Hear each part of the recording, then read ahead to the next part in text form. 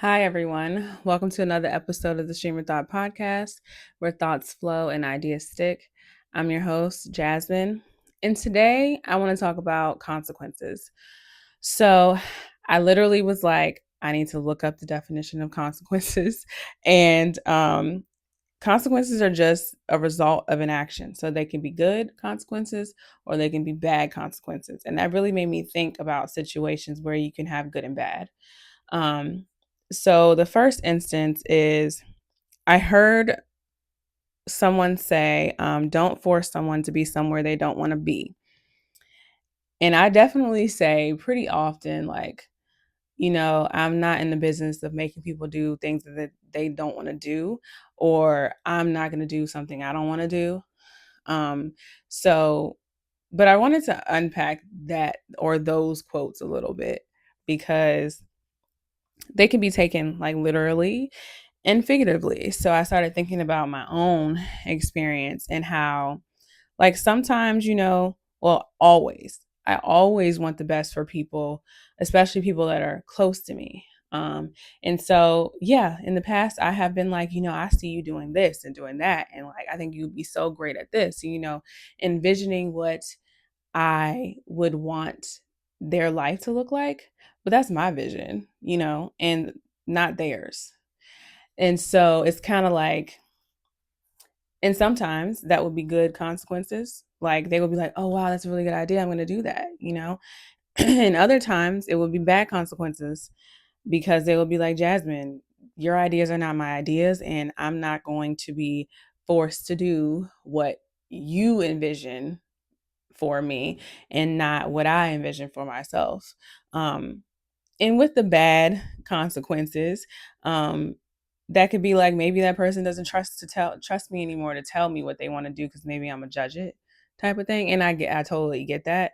But like I said, I go into it with good intentions, with really good intentions, just like not knowing how it's going to be perceived but hoping that it will be perceived well. But I learned from that.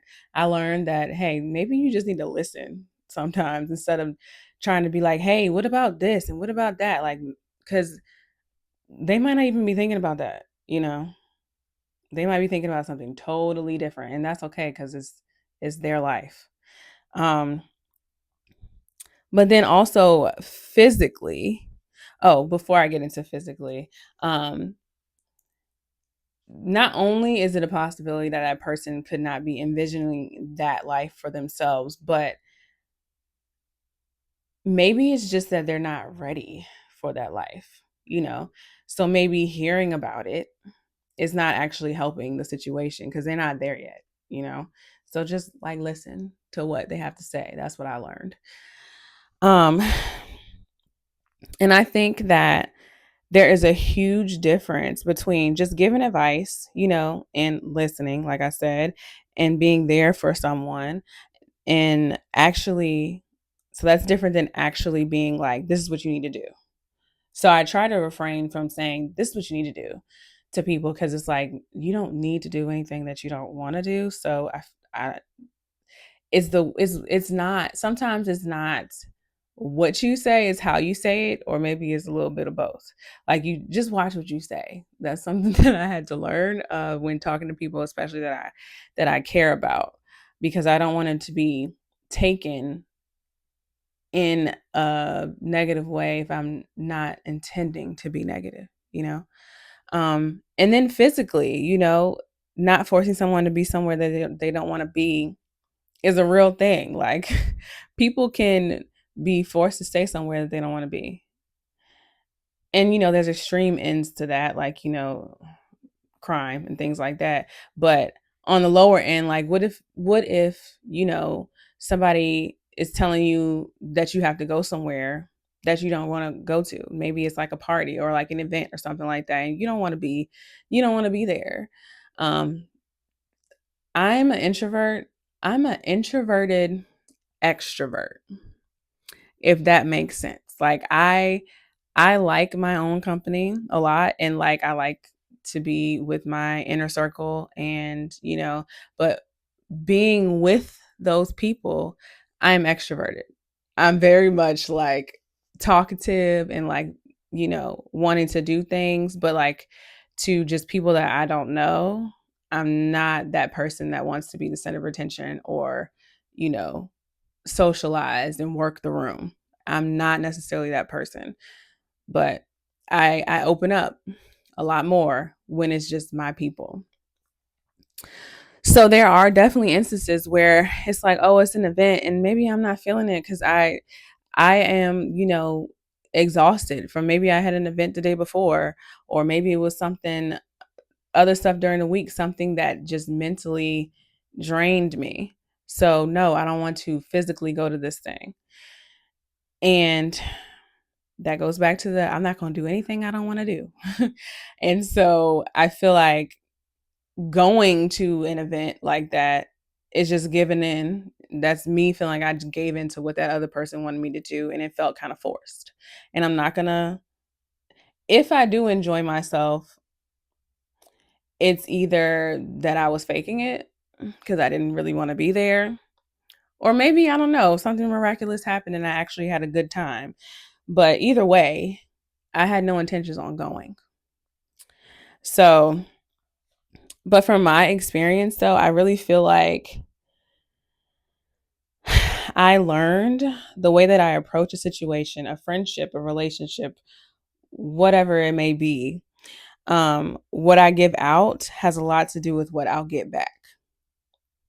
So, like I said earlier, like watching what I say or being careful about what I say, and who I'm saying it to, because the consequences of what I say could be different.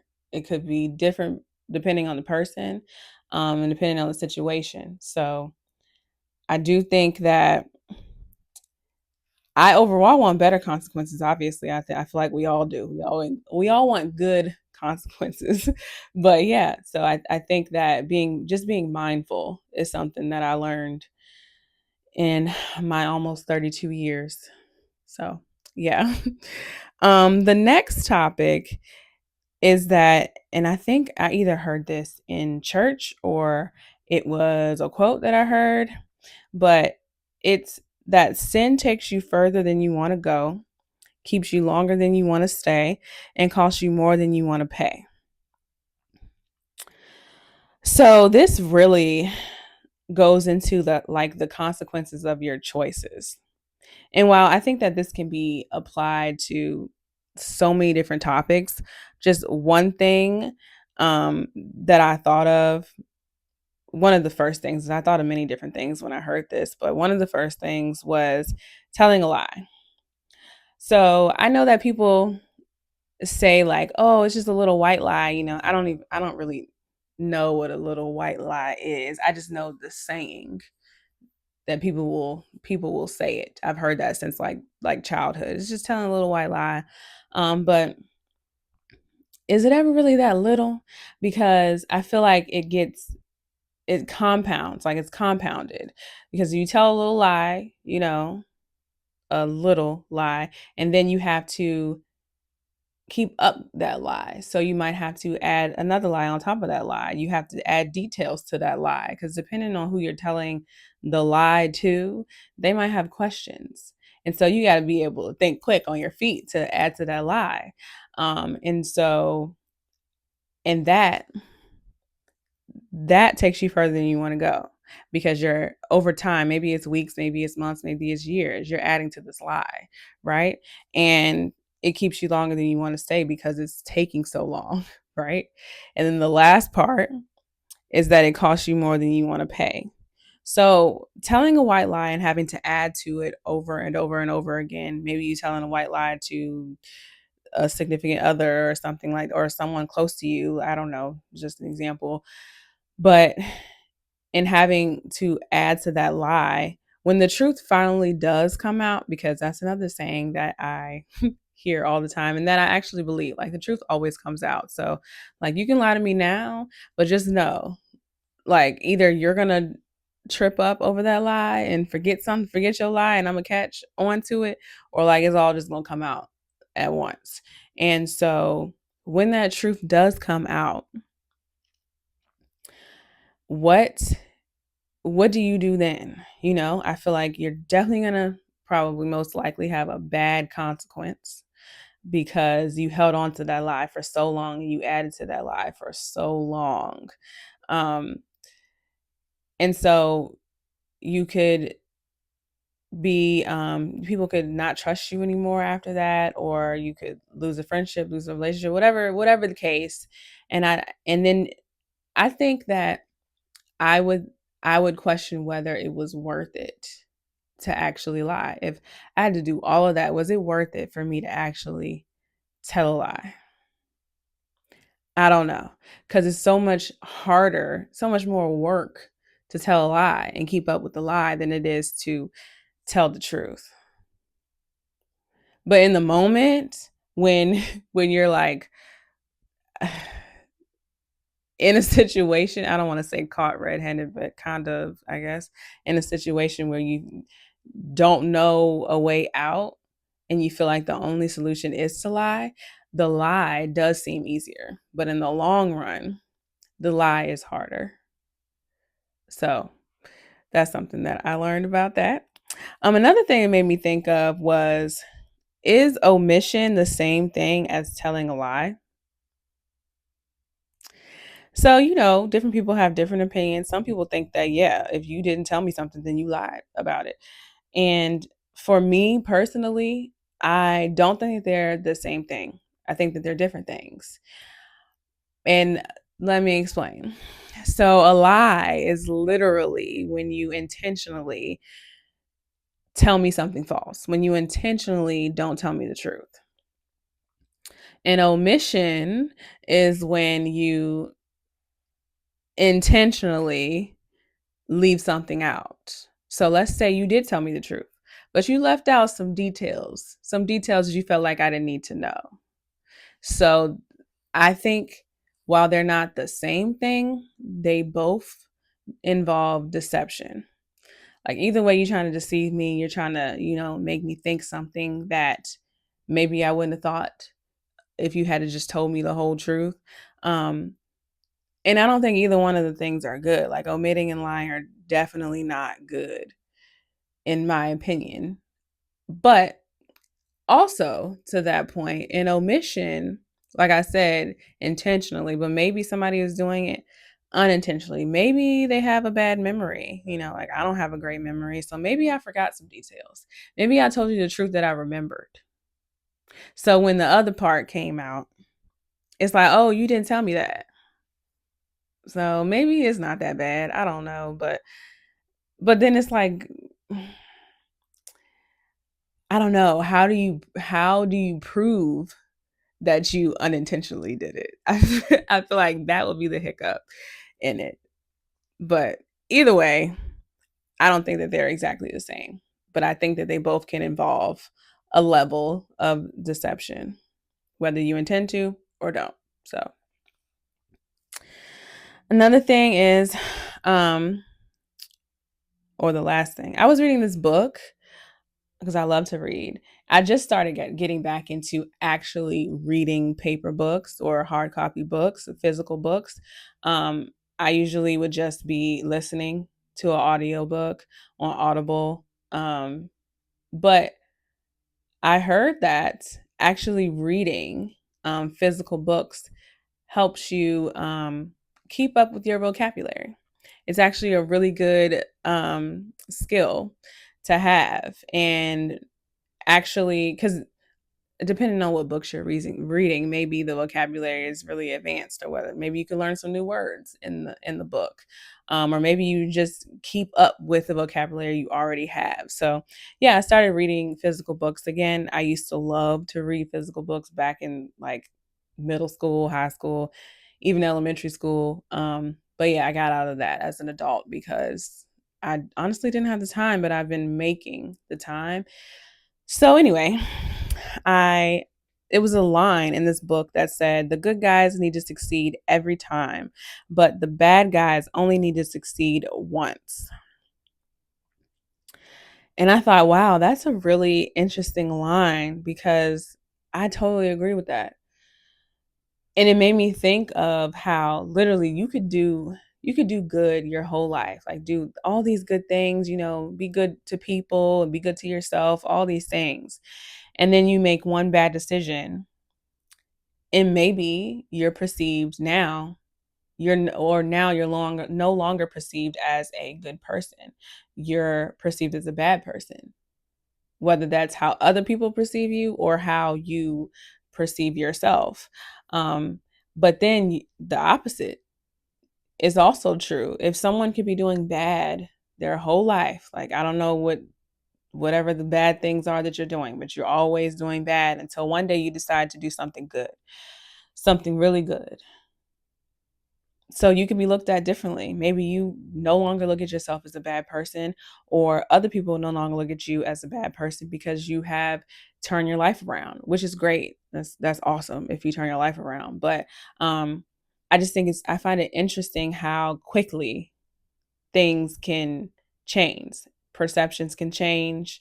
Ideas of who you are can change with just one action.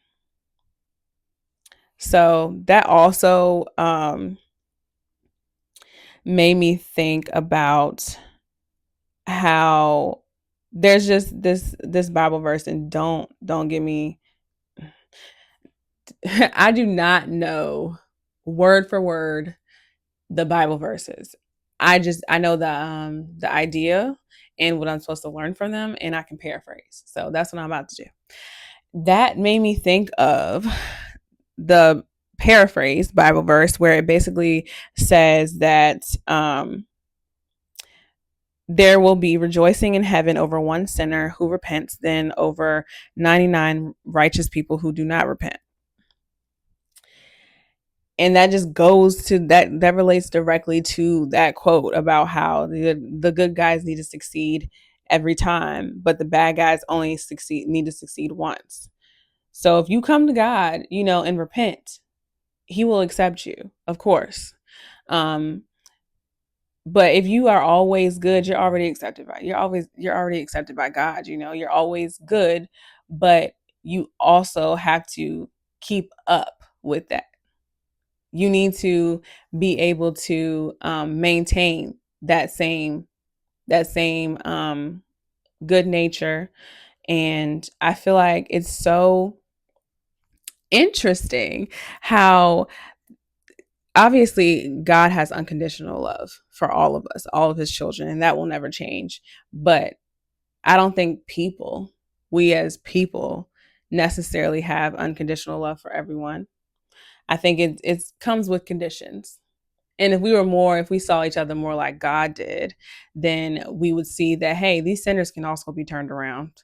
And, these good people can also sin, but that doesn't make them unworthy, because they can also turn it around. So yeah, I think that this just showed me that, like I said, I have to continuously be trying, and that the way that I show up in this world, the way I show up for people, the way I show up for myself is just super important. So yeah, thank you all for listening to my rambles this week, and I will see you next time. Bye.